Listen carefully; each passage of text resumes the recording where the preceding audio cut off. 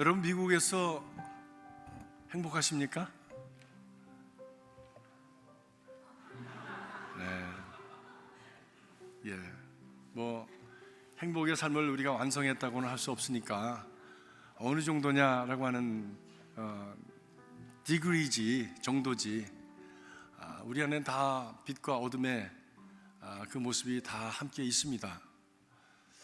고난이 없는 사람 없고요, 또 찾아보면 또 행복이 없는 사람은 없습니다. 어느 쪽에 내가 눈을 돌리고 그리고 어느 쪽에 내가 관심을 쏟으면서 스스로 느끼며 살아가느냐에 따라서 우리 삶의 모습은 참으로 많이 달라집니다. 저는 1974년에 미국에 와서 몇 달은 정말 행복했습니다. 아주 100% 행복인 줄 알았습니다. 그것이 언감생심, 당시에는 꿈도 못 꾸던 LA 갈비를 실컷 먹을 수 있었습니다. 저는 한국에서는 갈비 먹어본 적이 없습니다. 갈비를 먹는다는 얘기는 그냥 이렇게 소문으로만 들었지 제가 먹어본 적은 한 번도 없었습니다. 그런데 미국에 오니까 가는 데마다 갈비를 고지더라고. 이게 웬일입니까? 와, 정말 미국 잘 왔구나, 그런 생각했습니다. 오렌지 바나나를 실컷 먹었습니다. 시장에 가면 오렌지 바나나를 그렇게 많이 사왔어요. 마치 오렌지 바나나는 못 먹고 한이 있는 사람처럼 사다 놓고 까먹고 또 까먹고 계속 까먹었어요. 한국에서 여기 아파야 겨우 바나나 구경만 했지 먹었습니까? 그것도 오신 손님이 잡수었지. 자가용 타고 산타모니카 비치, 무슨 요세미티, 샌프란시스코, 그랜드 캐년을 막 다니면서 그렇게 자유롭게 마음껏 누리는 그 생활이 저에게는 참 이게 사람 사는 거구나, 참 좋다, 참 행복하다, 잘 왔다, 그렇게 느꼈었습니다. 그런데 몇 달 지나지 않아서 미국 실생활에 부딪히게 되었습니다. 학교에 다니던 제가 갑자기 공장에 들어가서 기름때 묻힌 가운을 입고 그리고 선반을 깎아야 되는 그런 일을 시작을 했습니다. 말도 안 통하고 How are you? 하면은 I'm fine, thank you. 거기까지만 하면 좋겠는데 그 다음에 뭐라고 그러면 대답할 수가 없는 거예요. 그런 것이 자꾸 주눅이 들어서 집에 전화가 와도 전화를 받기가 어려운 거예요. 전화 받았다가 또 괜히 이상해지면 어떡하나. 그래서 동생하고 저하고는 계속 싸웠습니다. 네가 받아. 우리 부모님들이 전화 받는 건 힘드시니까 네가 받아. 그런 시절이 자꾸만 시간들이 지나가면서 미국 생활이 얼마나 불편해지는지, 그리고 주변에 있는 타인종들과 함께 지내는 것이 얼마나 힘든지 경험해 가기 시작했습니다. 그러면서 두고 온 교회와 그리고 떠나온 친구들 생각이 나고 고향 생각이 나서 눈물을 흘린 적이 한두 번이 아닙니다. 소위 우리가 얘기하는 culture shock를 느끼기 시작한 겁니다. 미국 생활의 어려움을 직접 몸으로 체험하면서 느끼기 시작한 겁니다. 그렇게 저는 이민 생활의 광야를 시작을 했습니다. 제 이민 생활의 광야를 요약을 해보면 몇 가지 단어로 이렇게 요약할 수 있을 것 같아요.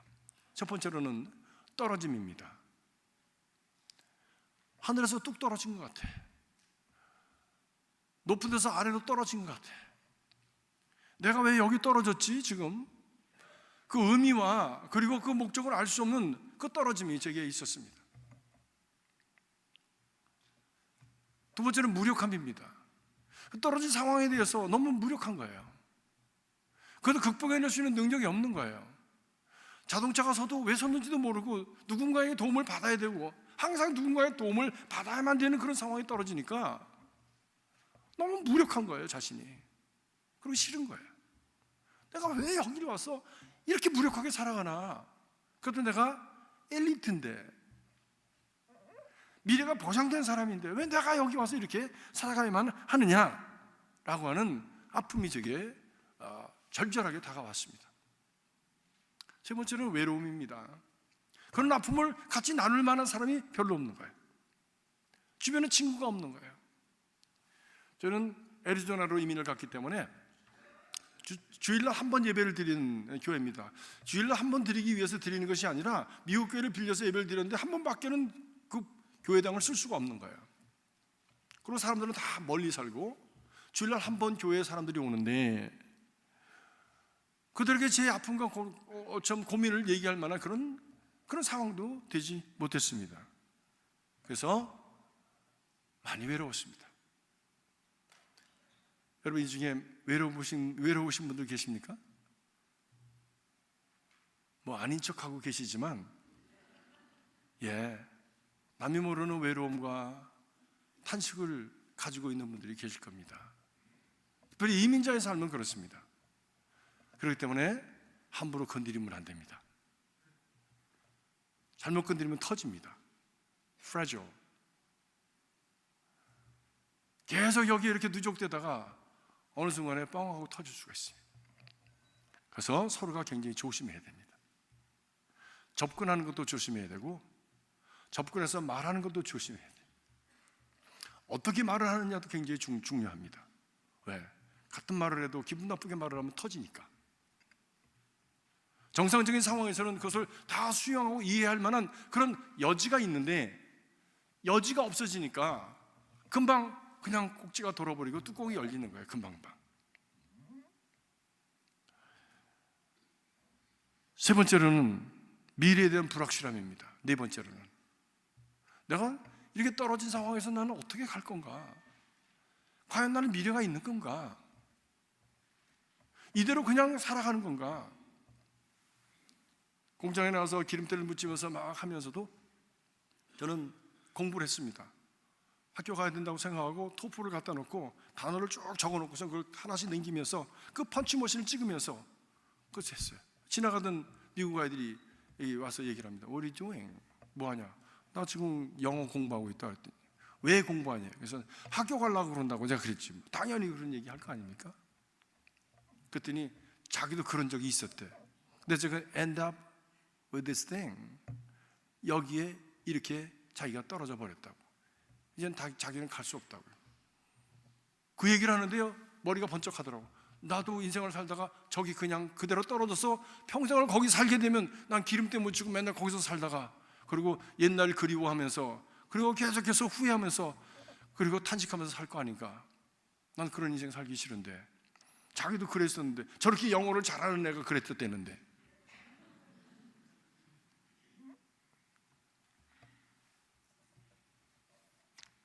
미래에 대한 불확실함의 광야.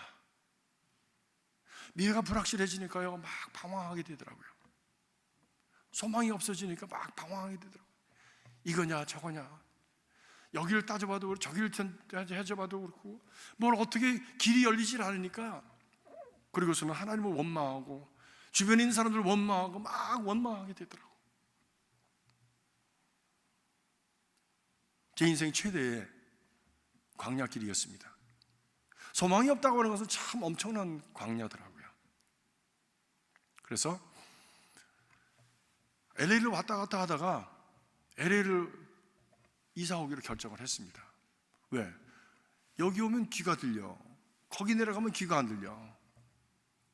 여기 오면 한국 사람이 많으니까 생활 정보도 많고 그러니까 그렇게 가면 되겠구나 저렇게 가면 되겠구나 길이 보이는데 거기 있으면 길이 안 보여. 그래서 LA로 이사 왔는데 이사 와서 소망이 조금 보이더라고. 이렇게 더듬어 가면 저렇게 갈 수 있겠구나라고 하는 지도가 그려지더라고요. 그때부터 희망이 생기는 거예요. 희망이 생기니까 열심히 할 수 있게 되어지는 거예요. 엄청난 쇼크였습니다. 우리는 이런 것을 일컬어서 culture shock이다 이렇게 얘기합니다. 한국에서 떠나서 미국에 와서 살아가는 가운데도 culture shock을 느끼는데, 그것도 전 존재가 흔들리는 shaking of the foundation of my life, 내 인생의 그 근본이 흔들리는 그런 shock을 느끼는데, 이 광야길을 걸어가면서 우리 주님께서 하늘 보좌를 버리시고 인간의 몸을 입으시고 이 더러운 세상에 오셔서 인간 중에 하나로 살아가신다고 하는 것은 얼마나 큰 샥이었을까? 이건 컬처 샥이 아니라 이건 스피리추얼 샥입니다. 영이신 하나님이, 지고하신 하나님, 진리이신 하나님이 비진리신 인간, 그리고 지극히 죄악된 인생 속에 와서 빛과 어둠이 하나 될 수 없는데 어둠 속에 빛이 들어오는 이 엄청난 사건, 이것을 일컬어서 어떤 신학자는 impossible possibility라고 얘기합니다. 불가능한 일이 가능하게 되었다는. 사랑하는 성도 여러분, 예수 그리스도께서 이 땅에 오셨다고 하는 것은 impossible possibility, 불가능한 일이, 인간으로서는 도저히 상상할 수도 없고 인간으로서는 가능하지 않은 일이 하나님의 은혜로 가능케 되어진 역사인 줄로 믿으시기 바랍니다. 그렇습니다. 이 불가능한 것이 가능하게 되어지기 위해서 하나님께서는 엄청난 희생을 하신 것이죠. 자기의 영광스러운 보좌를 다 뒤로 하시고 하나님과 같은 동등됨을 여길 것으로 여기지 아니하시고 그 모든 것을 다 내려놓고 최고의 희생을 하신 것입니다. 성육신 자체가 광야요, 그리고 자신의 영광과 존귀를, 그리고 자신이 누릴 수 있는 그 모든 권위와 그리고 모든 능력을 다 내려놓으신 죽음입니다.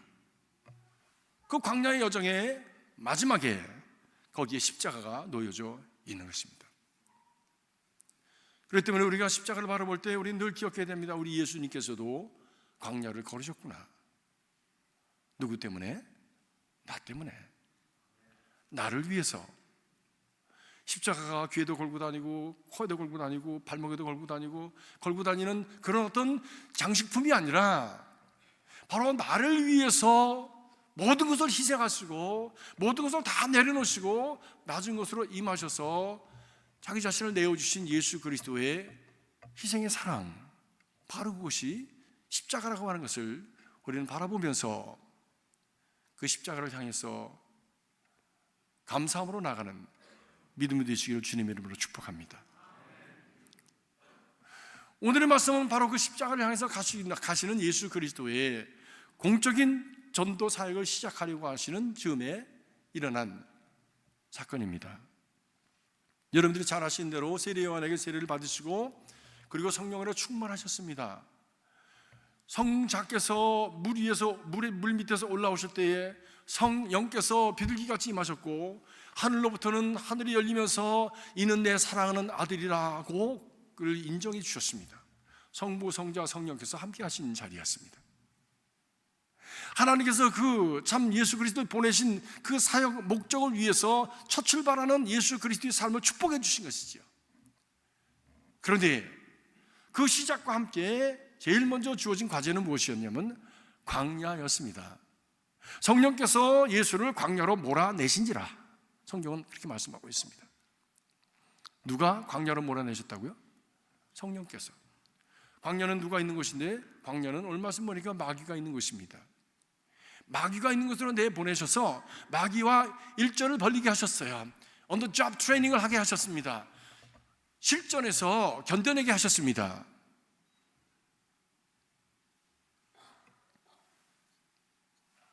그런데 마귀는 그때부터 계속해서, 아니 그 전서부터도 예수님을 계속해서 죽이려고 하고 계속해서 그를 끌어내리려고 했던 것을 우리는 성경을 통해서 계속 볼 수가 있습니다. 예수께서 오신 이후로 태어나자마자 헤롯에 의해서 예수는 위협을 당하고, 예수께서 애굽으로 이렇게 피난을 가셨기 때문에 그때 2살 이후로 남자아이들은 다 죽임을 당했습니다. 엄청난 도살이 일어났죠. 뿐만이 아닙니다. 계속해서 말씀을 전하시고 사역을 하시는 동안에 많은 반대파 사람들을 통해서 예수는 도전을 받으시고 늘 경계를 받으시고 그리고 죽음의 위협을 당하셔서 결국엔 십자가를 향해서 가시게 되었습니다. 오늘 첫 번째 출발에서도 예수님께서 광야에 임한 예수를 향해서 마귀는 그렇게 말합니다. 네가 하나님의 아들이라면, if you are son of God, if you are son of God, 하나님의 아들인데 만약에 하나님의 아들이라면이라고 하는 조건절을 붙입니다. 가정절을 붙입니다. 그러면 하나님의 아들이 아닐 수도 있다라고 하는 얘기잖아요. 예수님의 그 정체성을, 하나님의 아들로서 메시아로서의 사명을 마구 근본부터 흔드는 질문이 뭐냐? If you are son of God, 내가 만약 하나님의 아들이라면이라고 하는 질문입니다.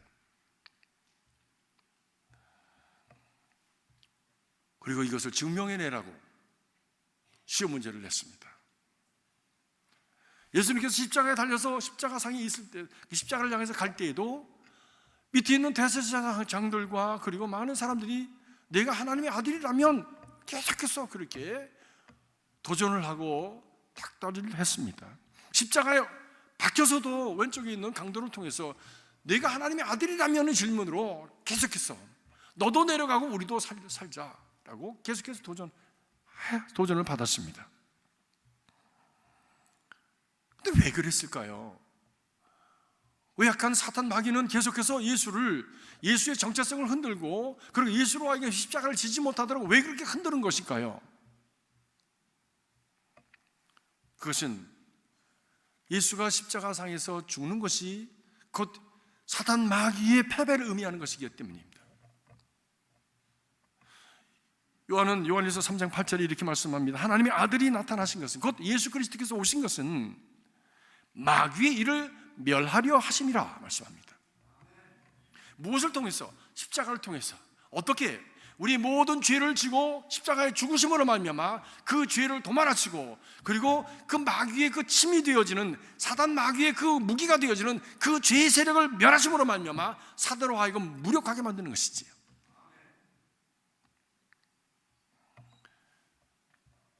예수 십자가 사역을 통해서 죄로 인간을 종삼는 마귀의 그 사역을 근본부터 차단시키는 것입니다.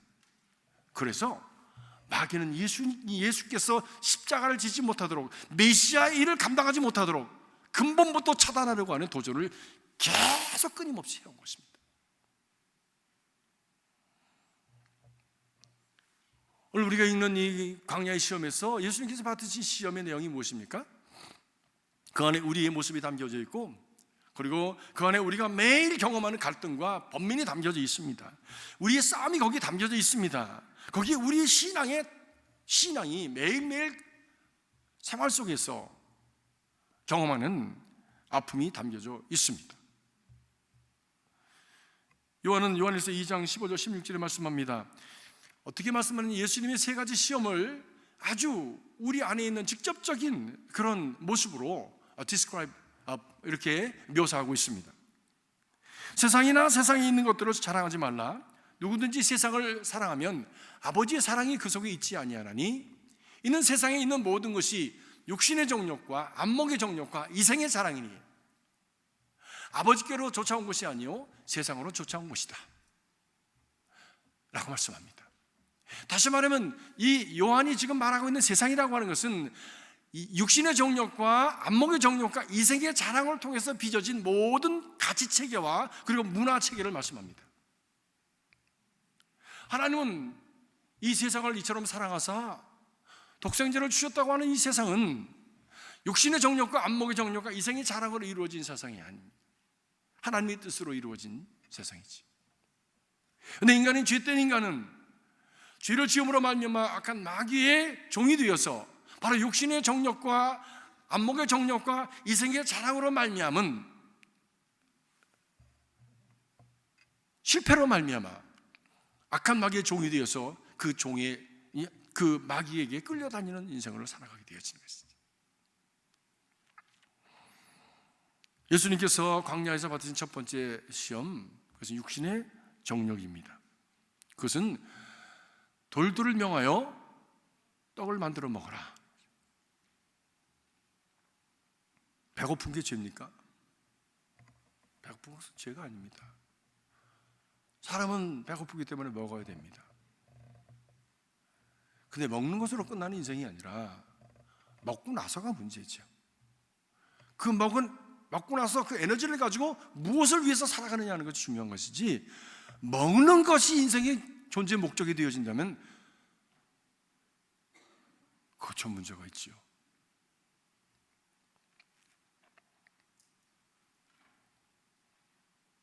마귀는 예수님의 약점을 가차없이 공격했습니다. 40일을 금식하고 나니까 돌들이 떡으로 보였는지도 모르겠어요. 저걸 떡으로 만들어 먹었으면 참 좋겠다라고 하는 생각이 들으셨는지 모르겠어요.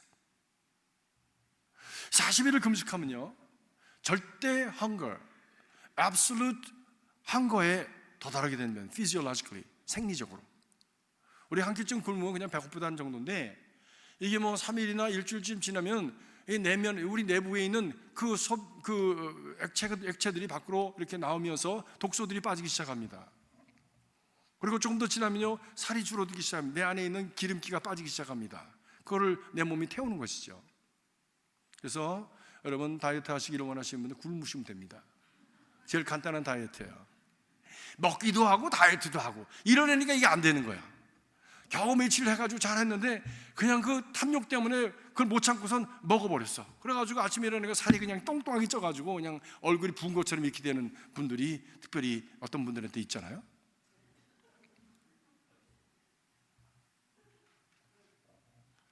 그다음에 기름이 태워진다면은 무엇을 빨아가냐면 이 근육을 빨아갑니다. 우리 몸에 있는 프로테인을 빨아가는 겁니다.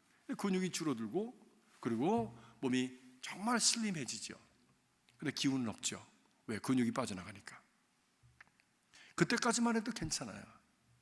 근데 40일쯤 기도하고 나면 그때는 뭐가 오냐면 절대 헝거가 오는데, 이 절대 헝거는 어떤 상태냐면 세포에 있는 양분을 뽑아가는 겁니다. 몸에 세포가 죽는 거예요. 세포의 양분을 뽑아가면 어떻게 살아갈 수 있습니까? 죽는 거지. 그때가 되면 온 몸의 세포가 먹어야 살겠다라고 촉각이 서가지고 먹자 눈에 보이는 것도 모든 것이 다 먹을 거로 보이는 거지. 살아야 되니까. 그런데 그런 상태 속에서 예수님께서 시험을 받으신 겁니다. 돌들을 명하여 떡을 만들어 먹어라. 얼마나 그 유혹이 대단했겠습니까?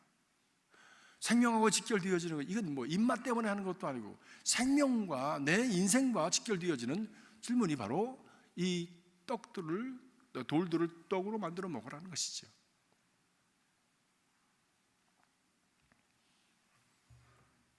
근데 그때 먹으면 죽습니다. 저는 40일 금식한 목사님들 많이 보았는데, 어떤 분들은 그 40일 금식한 후에 후식을 잘못해가지고 그만 돌아가신 분들 여러 보았습니다. 괜찮을 것 같아서 먹죠. 근데 일주일 금식하면 일주일 보식해야 되고, 열흘 금식하면 열흘 보식해야 되고, 40일 금식하면 40일 이상 보식을 해야 되는 거예요. 그때 좋다고 괜찮은 것 같아서 먹어놓으면, 그러면 큰일 납니다. 돌들을 명하여 떡으로 만들어 먹어라. 그때 예수께서 허겁지겁 그거를 정말 그 말대로 그렇게 능력 있게 하셨더라면 예수님은 먹다 죽은 거예요. 먹다 죽는 거예요. 그 모양이 무슨 예수님의 모습이겠습니까? 먹다 죽은 예수.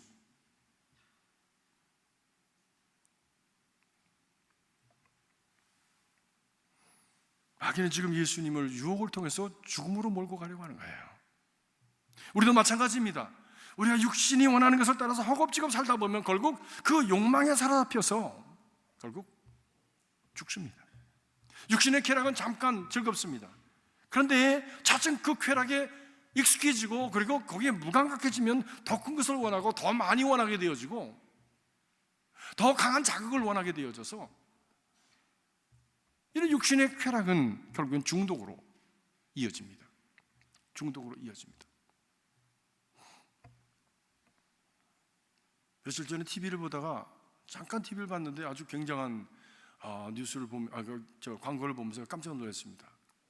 뭐 공부 잘 하는 약, 뭐 이런 거 있잖아요. 공부 잘 하는 약, 뭐 그런 게 다 마약 성분이 있다고 그렇게 얘기를 하면서 이 중독은 바로 여러분의 생활 한가운데 있습니다라고 그렇게 경고를 주는 그 광고를 보면서, 이건 뭐 마약을 먹어서 중독이 되는 게 아니라 그런 데서부터 중독이 시작이 되는구나 라고 생각을 했어요.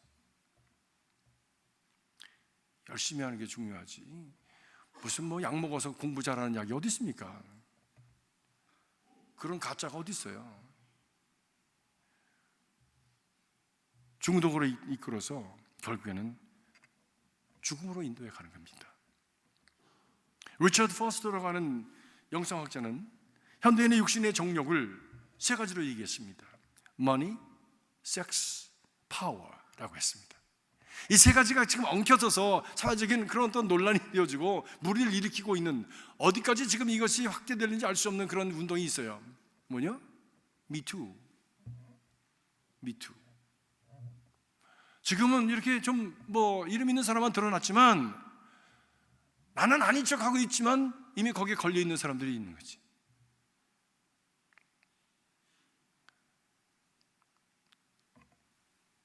이 미투에 섹스가 있고, 미투에 머니가 있고, 미투에 파워가 있지 않습니까? 안에 그거 물고선 지금 낚시밥에 걸려서 지금 다 가라앉는 겁니다.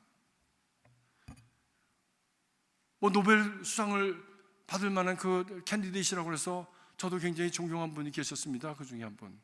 알고 보니까 도착증이라고 그러나요? 도착증 환자야 보니까.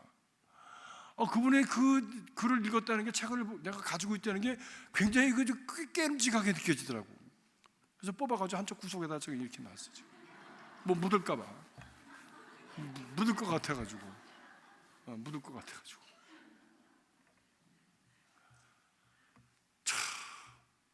무서운 중증입니다. 무서운 중독입니다. 근데 그것을 정리하지 않으면 우리는 자꾸만 익숙해져 가면서 그만 그렇게 중독되어져 버리는 것이죠. 그분들이 뭐 그렇게 하고 싶어 했겠습니까? 가다 보니까 그런 지성인들이, 뭐 지성이의 지성인이라고 할 수 있는 사람들이 그렇게까지 빠지는데,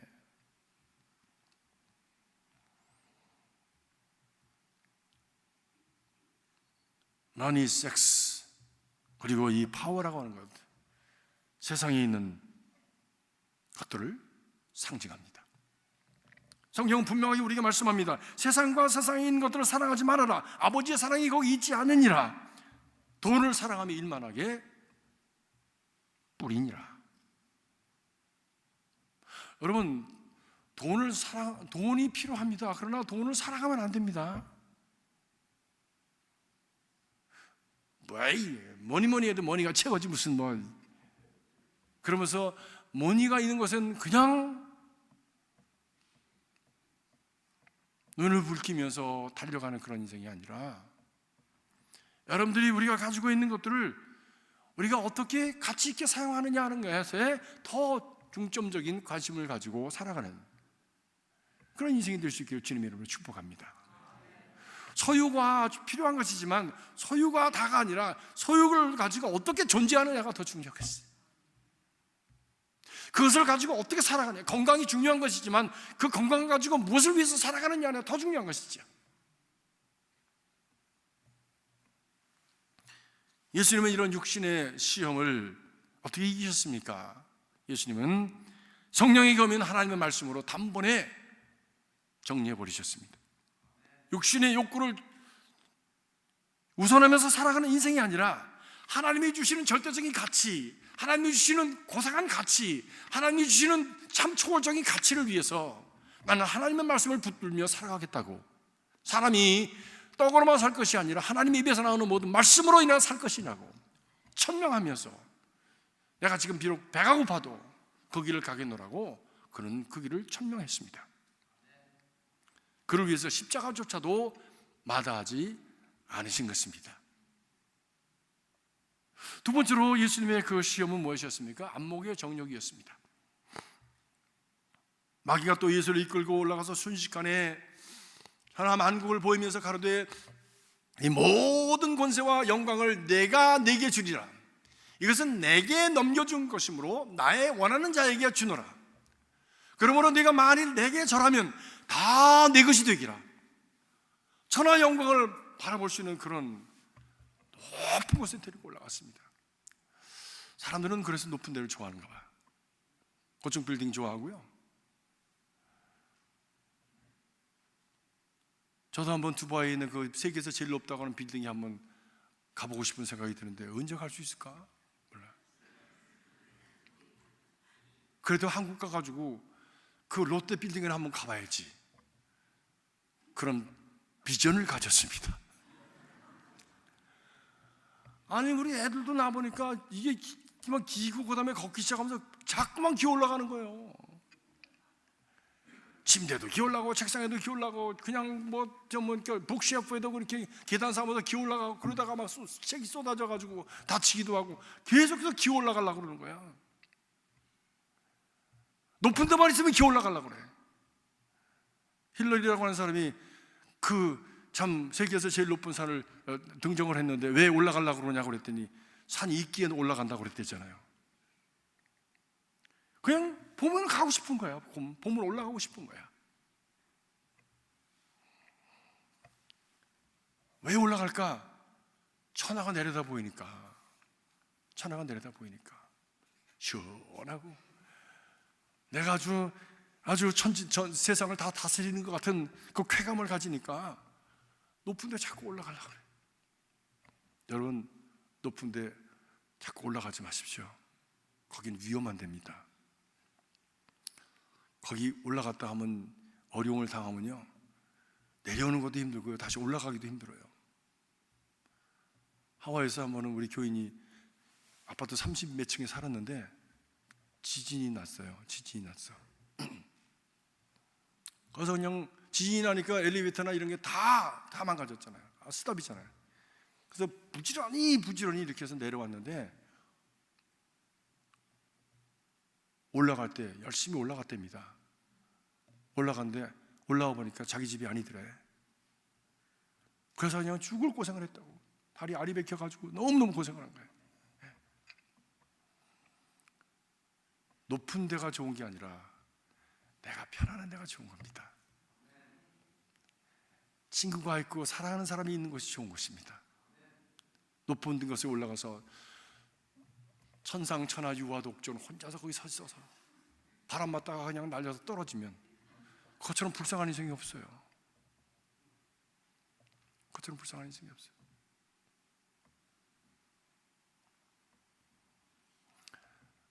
어떤 집안이 그랬대요. 우리 집은 다 날라리라고. 아빠는 제비족이고 그래서 날아다니고 자기는 날라리고 또 엄마는 뭐해서 그렇게 해서 이렇게 날아다닌다고. 다 날아다닌다고. 높은 데를 올라가면 다 떨어집니다. 그래서 주님도 말씀하셨습니다. 1등 되려고 하지 말고 낮은 곳으로 가서 섬기는 자가 되라. 그러면 남이 높여줘서 올라가면 안 떨어지는데 내가 올라가려고 하다가 올라가면 결국엔 다 무너진다 말씀하지 않았습니까?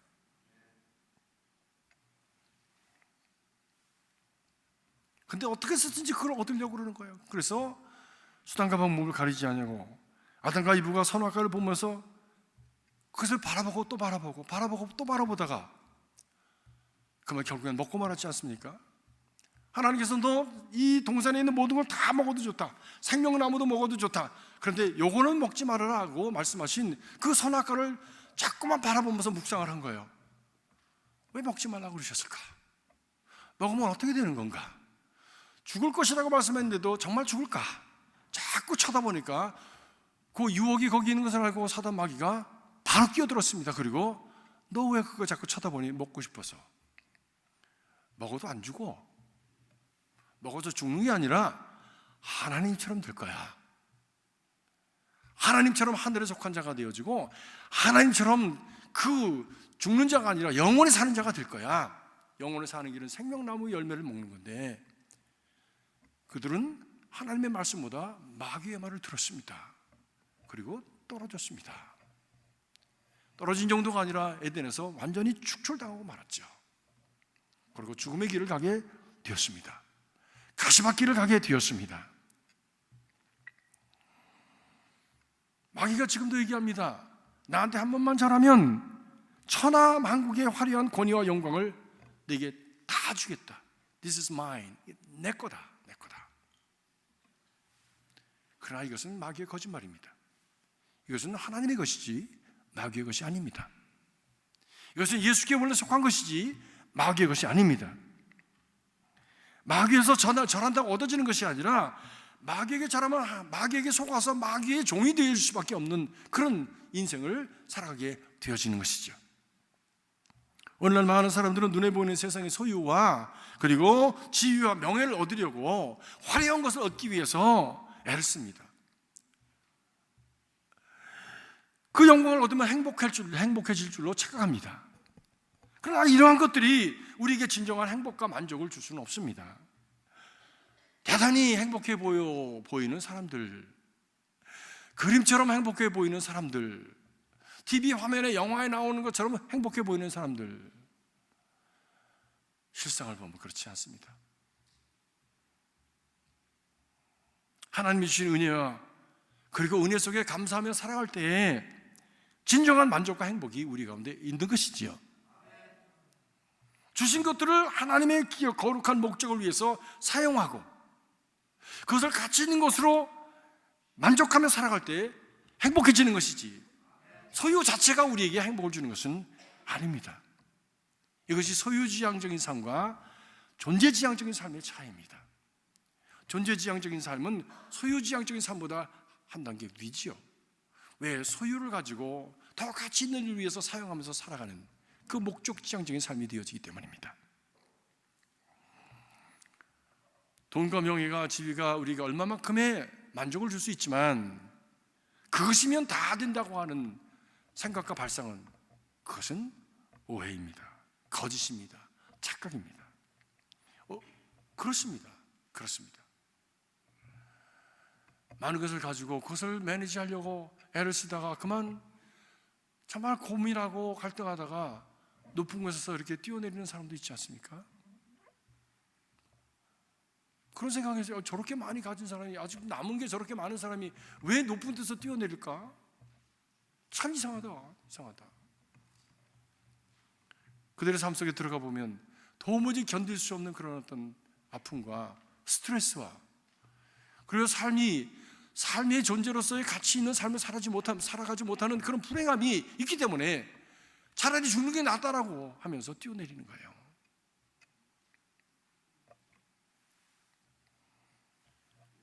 우리가 하나님께서 이미 주신 것들을 감사하면서 그것을 하나님의 가치 있는 목적을 위해서 사용하면서 살아갈 수 있을 때 진정으로 우리는 행복한 삶을 향해서 나아가게 되어지는 것입니다.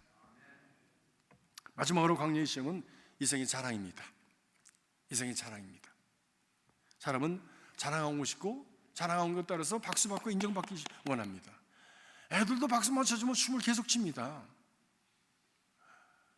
지금도 박수만 쳐주면 계속 무엇인지 할 수 있으라고 여기는 사람은 어린아이입니다. 어린아이일수록 그렇게 합니다. 더군다나 칭찬에 목말라 하는 사람들도 있어요. 누가 왜 나를 칭찬해 주지 않나? 그것을 목말라서 살아가는 사람들이 있습니다.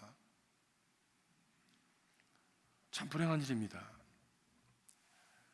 마귀는 예수님을 이끌고 높은 성전 꼭대기에 올라갔습니다. 그리고 거기서 뛰어내리라.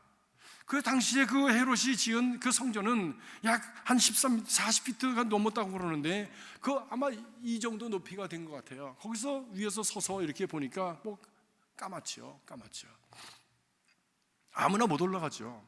근데 그것에 올라가서 뛰어내리라. 그러면 하나님께서 천사를 보내서 내 발을 땅에 닿지 않도록 그렇게 도와줄 것이다.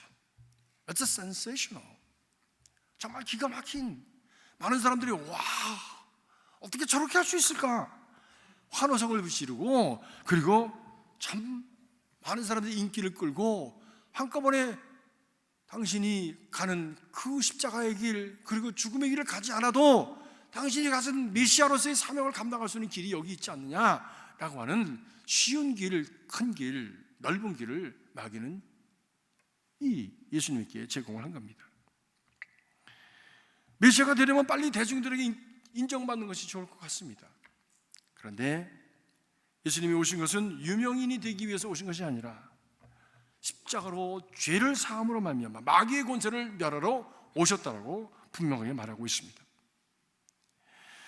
사람들이 알아주든 알아주지도 않든지 간에 하나님의 그 목적을 이루고 구원의 역사를 이루는 게 가장 근본적이고 가장 귀한 것이지.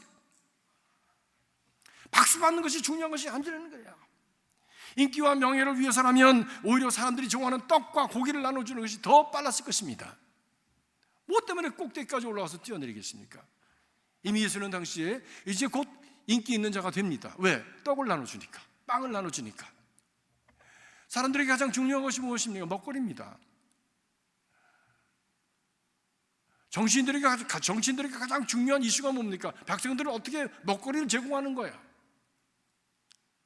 조만간에 얼마가 있으면 이제 지금까지 지내던 모든 산업들이 물러나가고 이제 4차원의 새로운 그런 어떤 산업시대가 도래했는데, 그때를 위해서 우리가 무엇을 해야 이 백성들이 굶기지 않고 지금보다 더 잘 사는 나라를 이루어갈 수 있을까? 이런 비전을 제시해 주는 것이 사람들이 지도자들에게 구하는 것이죠. 그런데 예수님은 그런 요구를 거부하셨습니다. 오병이의 기적을 이룬 후에 사람들이 그 다음날은 더 많이 왔습니다. 왜? 그들이 가서 선전을 많이 했거든요. 전도라고 할 수는 없지, 선전이지 이건. 왜? 12광주리가 남은 것을 가지고 사람들에게 나눠주니까 What is this? 이게 뭐야? 오늘 그냥 갔는데 그분이 오병이를 가지고 이렇게 그냥 기적을 베풀어 가지고 남자만 5천 명이 먹고 그냥 2만 명 가까운 사람이 먹고 이렇게 남았어. 그래? 와, 오늘 가면 더 좋은 거 주겠네. 어저께는 오병이요 물고기 2마리하고 떡 5개 가지고 이렇게 먹였어요. 오늘 아마 스테이크 줄지도 몰라. 사람들이 막 몰려들었습니다. 예수님의 제자들은 피곤해서 갈릴리 그 바다를 건너서 이제 저쪽 편에 가서 좀 쉬기를 원했는데, 사람들은 그 가시는 예수님의 모습을 보고서 육지로 달려서 먼저 가 있었다 그랬어요. 먼저 가 있었다. 얼마나 인기가 좋았습니다. 예수님을 기다렸습니다. 그래서 예수님 어디 갔다 이제 오셨습니까? 예수님, 우리가 기다렸습니다. 그랬더니 예수님이 하시는 말씀이, 너희가 나를 찾는 것은 표적을 본 까닭이 아니요 떡을 먹고 배부른 까닭이다. 썩을 양식을 위해서 일하지 말고 영생하도록 있는 양식을 위해서 일하라 말씀하셨어요. 그때 그리고서 하는 예수님께서 말씀하신 것이, 내가 생명의 떡이요 하늘 떡이다. 내가 생명의 음료다. 나를 먹어라 말씀하시니까 사람들이 협동하면서 이 사람 좀 이상하네. 너무 어렵네. 같이 못 있겠네. 사람들이 다 떠났습니다. 그때 제자들에게 예수님께서 말씀하십니다. 너희도 가려느냐? 너희도 가려느냐? 그때 베드로가 말합니다. 생명의 말씀이 주께 있사오니 우리가 네게로 가오리까? 제자들이 예수님과 함께 거하게 되었습니다. 그때 예수님은 그들을 떠나셔서 그 사람들의 마음을 잘 아셨기 때문에 언제 배신할지 모르는 그들, 먹거리가 주어지지 않으면 언제든지 뒤집어질 수 있는 그들을 아셨기 때문에 예수님은 그들을 떠나셔서 산으로 가셔서 기도하셨다고 성경은 말합니다. 인기가 중요한 것이 아닙니다. 인기가 중요한 것입니다. 사람들이 나를 지금 인정해 주느냐 아니냐는 것이 중요한 것이 아니라 내가 지금 하나님께서 목적하신 그 사명을 감당하고 있느냐 하는 것이 더 중요한 것이죠. 그 사명을 감당함에 있어서 때로는 모욕을 받고, 때로는 수모를 받고, 때로는 참으로 계략에 빠지기도 하고, 때로는 어려움을 당할 수도 있습니다. 그럼에도 불구하고 이것은 사명이기 때문에 꿋꿋하게 갈 수 있는, 십자가를 지면서 갈 수 있는 바로 그 믿음, 그것이 오늘 우리에게 필요한 믿음인 줄 믿습니다.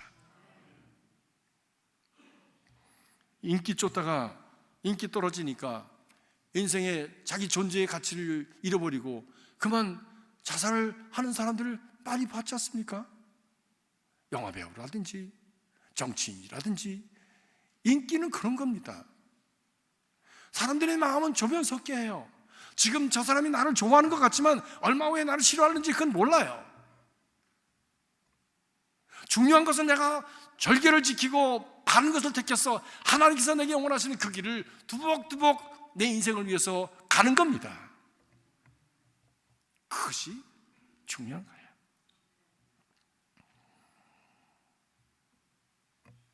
사랑하는 성도 여러분, 이 사순절을 맞아서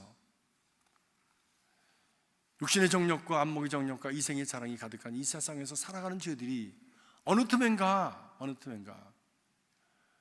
그런 세속적인 가치와 세속적인 어떤 문화에 물이 들어서 스스로가 끌려 들어가는 나 자신은 아닌가를 살펴보면서 예수 그리스도와 함께 우리 자신을 정리해 갈 수 있는 은혜의 기간이 될 수 있길 주의 이름으로 축복합니다. 그를 위해서 우리가 사순절 새벽기도 계속하고 있습니다. 힘이 들어도 아직 안 늦었습니다. 여러분 나오셔서 말씀 들으시고 기도하시면서 자신을 돌아보고 하나님 안에서 복된 길, 거룩한 길, 참된 길, 지혜로운 길을 가는 저와 여러분이 되시길 주의 이름으로 축복합니다. 말씀합니다. 야고보서 4장 7절에 보니까 그런즉 너희는 하나님께 순종하고 마귀를 대적하라. 그리하면 너희를 피하리라. 오늘의 말씀도 보니까 예수님께서 하나님의 말씀으로 그를 대적하자 마귀가 잠깐 예수를 떠나니라 그랬습니다. 잠깐 떠나는 것이지 사라져버리는 것이 아니에요. 또 옵니다. 그렇기 때문에 우리는 경성하여 껴있고 기도에 힘쓰고 말씀의 줏대를 붙들고 날마다 살아가는 저와 여러분이 되어야 될 줄로 믿습니다. 예수 그리스도의 말씀, 예수 그리스도의 십자가, 예수 그리스도의 그 영성을 가지고 이 어지러운 세상에서 승리하는 주의 백성들 되기를 간절히 기원합니다. 우리 한번 찬양 부르시고 마치도록 하겠습니다. 예수의 이름으로 한번 같이 부르실까요?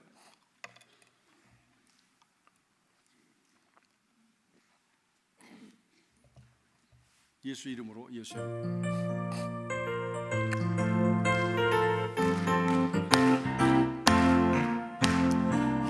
이름으로 예수 이름으로 승리를 얻었네. 예수 이름으로 승리를 얻었네. 예수 이름으로 나아갈 때 누가 우리를 대적하리요. 예수 이름으로 나아갈 때 승리를 얻었네. 기도하시겠습니다.